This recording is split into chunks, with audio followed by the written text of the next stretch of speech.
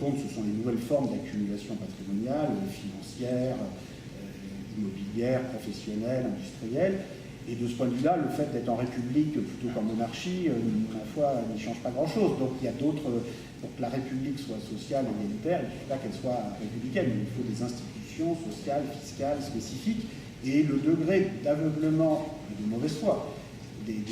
élites, en particulier françaises, sur cette question jusqu'en 1914 est quelque chose d'assez marquant. Enfin, en tout cas, moi, dont la relecture de cette période, l'étude de cette période, est quelque chose qui est marquant parce que, évidemment, on va s'empêcher de faire des parallèles avec la période actuelle, avec parfois un degré aussi d'hypocrisie et de refus de la réalité d'un certain nombre d'élites économiques, financières, politiques.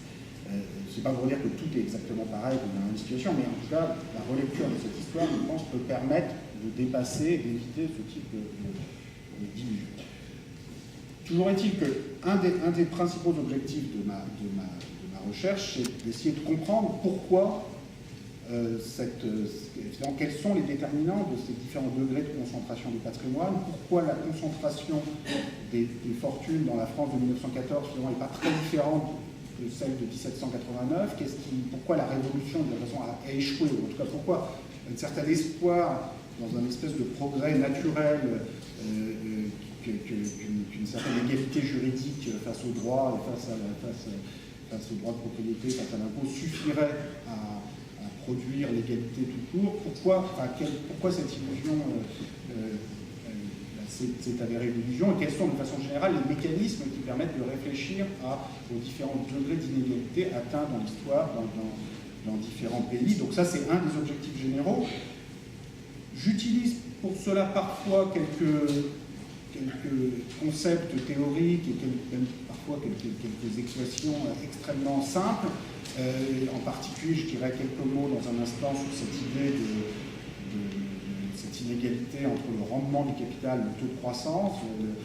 R et G, et pourquoi cette inégalité et l'écart entre le taux de rendement du capital et le taux de croissance de l'économie peut être un des déterminants à long terme du degré d'inégalité de société. Et je voudrais tout de suite dire clairement que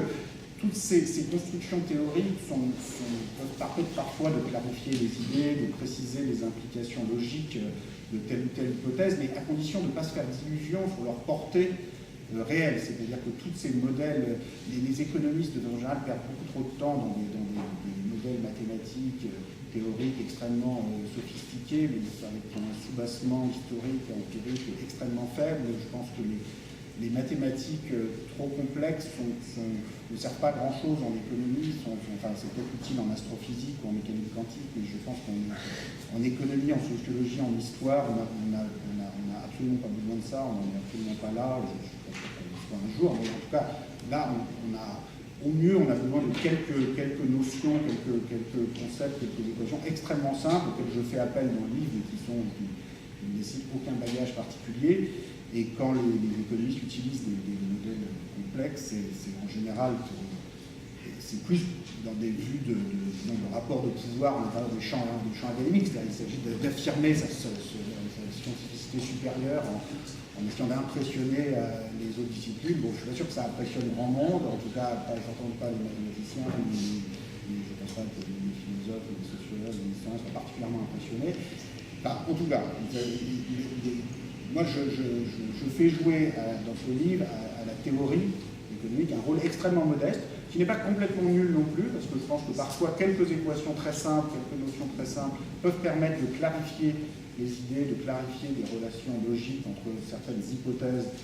très précises et certaines implications logiques de ces hypothèses, mais à condition de ne pas surestimer la portée de ce type d'opération abstraite.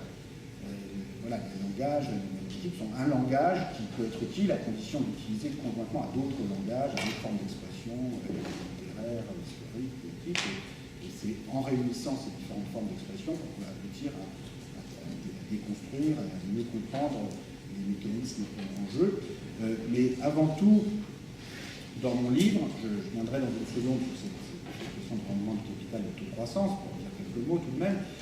mais dans mon livre, j'essaie avant tout d'écrire une histoire, je dirais, multidimensionnelle des formes de capital et des rapports inégalitaires, des rapports de domination, des rapports de pouvoir qui vont avec les différentes formes de capital. Donc je donne une définition du capital et de la richesse dans mon livre qui est extrêmement générale et qui en fait évidemment est redéfinie par chaque époque, par chaque société. J'utilise les mots capital et patrimoine comme des synonymes dans mon livre pour simplifier les choses, et j'inclus dans la notion de capital et de patrimoine toutes les formes de richesse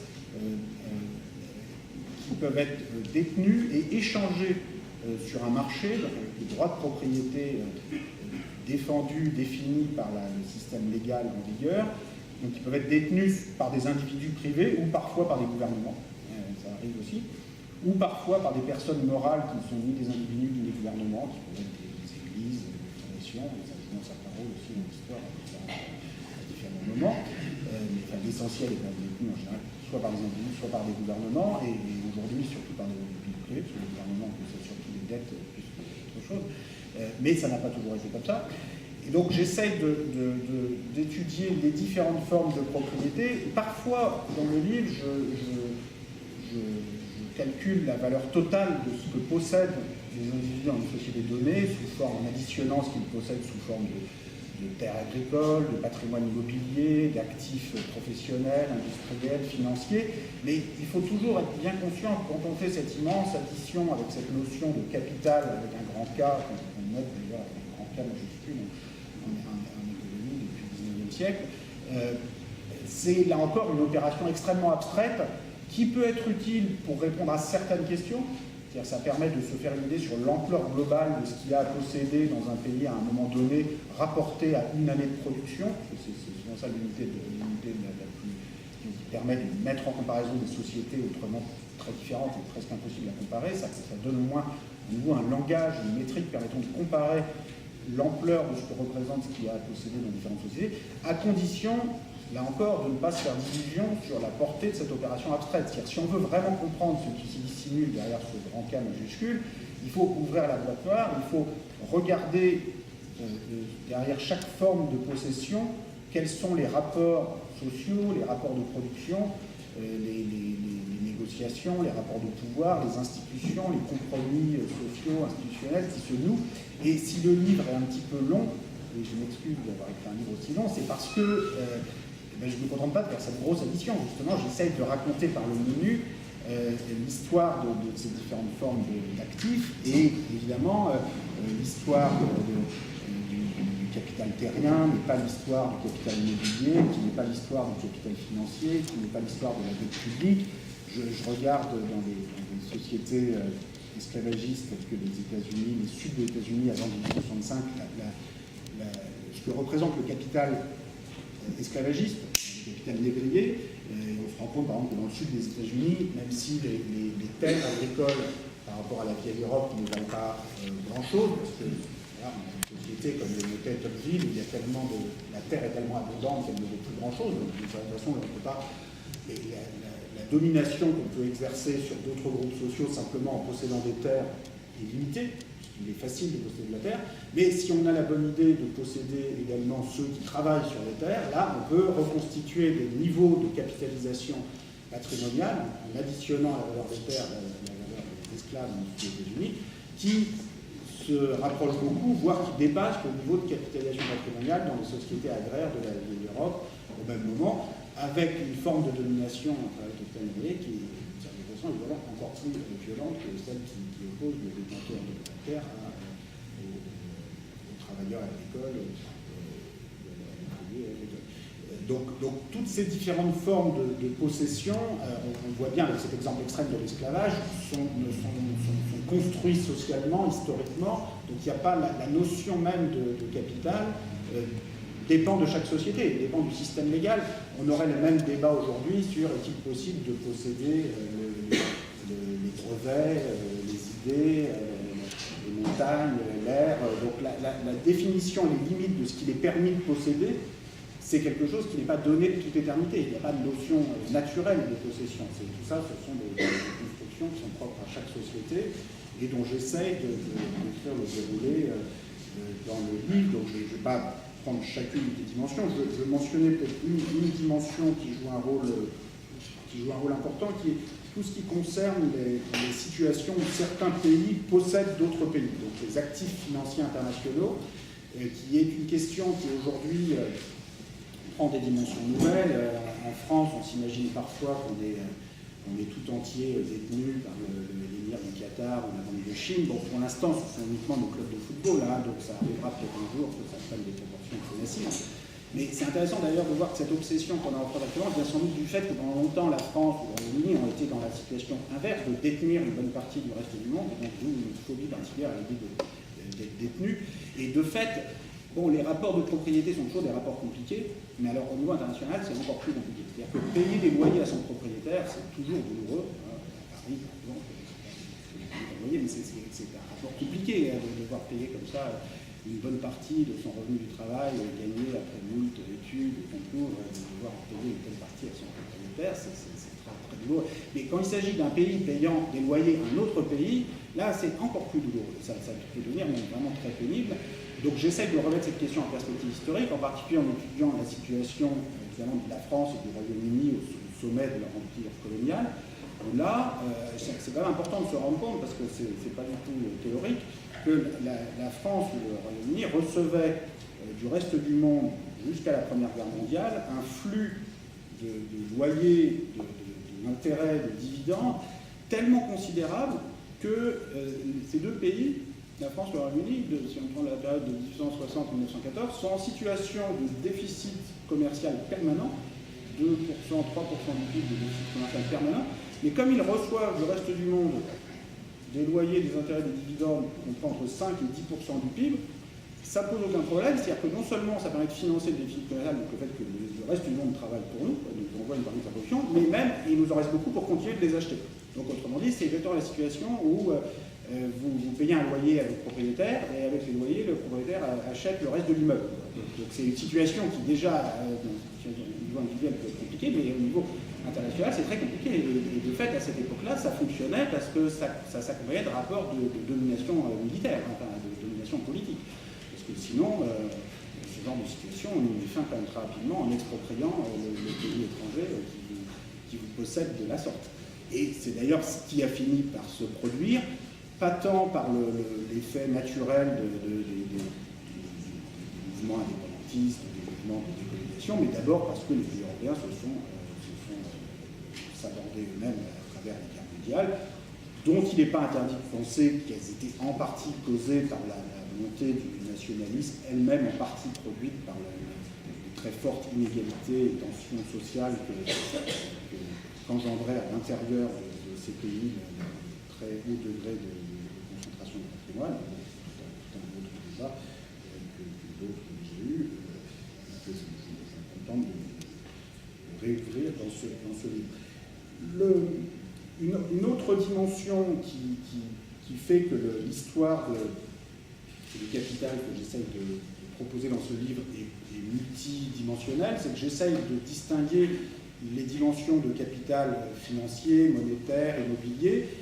des dimensions de capital social, culturel, symbolique, comme pourrait dire Pierre Bourdieu, et j'essaye de montrer que la structure des inégalités au XXIe siècle, pour l'avenir, pourrait bien combiner les éléments des deux. C'est-à-dire à la fois, enfin, pour résumer, on peut dire qu'on a besoin à la fois de Marx et de Bourdieu. C'est-à-dire qu'il y a à la fois les dimensions de capital financier, de capital professionnel, dont on pensait dans l'après-Seconde Guerre mondiale qu'ils avaient perdu un peu de leur importance, qui aujourd'hui retrouvent une importance extrêmement forte. C'est-à-dire qu'on a des transmissions, en particulier de capital financier, immobilier, pour les nouvelles générations, pour les générations actuelles, sont très importantes. Si vous avez uniquement votre salaire et que vous voulez devenir propriétaire, voilà, sans patrimoine familial, vous avez quand même intérêt à ce que ce soit un très très bon salaire actuellement, et c'est une situation différente de celle des générations les Trente Glorieuses, pour lesquelles les niveaux de transmission patrimoniale et les niveaux de capitalisation immobilière et patrimoniale en général étaient tombés à des niveaux beaucoup plus bas historiquement. Donc dans les années 50-60, pour la première fois, peut-être, on a des transmissions patrimoniales qui sont beaucoup moins importantes en masse que ce qu'elles font d'ordinaire dans la plupart des sociétés. Alors c'est un peu à ce moment-là, dans les années 50, 60, 70, que un certain nombre de sociologues, en particulier Pierre Bourdieu, mettent l'accent sur les dimensions du capital culturel et symbolique comme une autre forme de domination entre groupes sociaux. Et c'est peut-être pas par hasard, justement, si c'est à ce moment-là qu'on insiste beaucoup là-dessus, puisque des formes plus anciennes de capital et de domination semblent avoir perdu un peu de leur importance, d'où une insistance sur de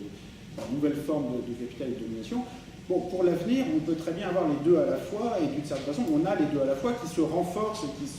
se complètent. Donc il y a quelque chose de tout à fait complémentaire et cumulatif dans ces différentes dimensions de capital et d'inégalité qu'il serait absurde d'opposer. C'est-à-dire qu'il ne s'agit pas, c'est pas l'un ou l'autre, c'est l'un et l'autre. Et c'est justement parce que c'est l'un et l'autre que ça donne lieu à des formes de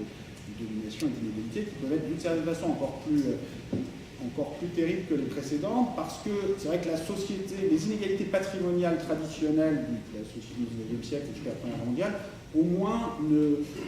mettent pas trop l'accent sur les questions de mérite individuel, enfin dans les romans traditionnels, dans les romans de Balzac ou de Jane Austen, personne ne cherche à prétendre que le domestique est moins méritant que celui qui détient le patrimoine. Voilà, il se trouve qu'il est domestique parce que, on ne sait pas très bien pourquoi, peut-être parce qu'on a besoin qu'une minorité possède pour pouvoir se consacrer à autre chose que sa survie. Enfin, je ne dis pas que ces justifications sont forcément très convaincantes, mais au moins on ne cherche pas à justifier, à expliquer l'inégalité et la position de personnes qui possèdent un patrimoine par son manque de mérite, de vertu, de productivité. Alors que l'inégalité moderne, qui insiste beaucoup plus sur les différences de humain, on dit dans l'expression quand je montrais dans mon livre, pourquoi ça peut paraître tout à fait impropre, à part peut-être dans les sociétés esclavagistes, justement, on peut échanger les éléments sociaux, mais toutes ces logiques fondées sur des différences supposées de productivité, de capacité individuelle, mettent une pression sur les perdants du système, ce que j'appelle à un moment dans le livre l'extrémisme méritocratique, qui peut rendre l'inégalité encore plus dure, encore plus pesante dans la société moderne qu'elle l'était dans les sociétés constituées. Je voudrais, pour finir, dire quelques mots sur cette comparaison du rendement du capital et du taux de croissance pour bien, je pense, c'est une question à la fois relativement simple et relativement limitée dans sa portée, c'est-à-dire que c'est qu'une partie des mécanismes que je tente d'analyser dans le livre, et en même temps, je pense que c'est un petit peu important parce que ça a joué cette question du rendement du capital avec la théorie marxiste de la baisse tendancielle des profits, ça a joué un rôle important. Je pense que souvent ça tient un certain nombre de confusion ou de compréhension, et donc on va passer quelques minutes à expliquer quelles sont les conclusions à ce sujet et le rôle que ça joue dans le schéma tenseur. Donc, d'abord, un des principes que je mets en évidence dans ce travail, c'est donc le rôle joué par cette inégalité entre R et G, R étant le rendement du capital et G le taux de croissance de l'économie.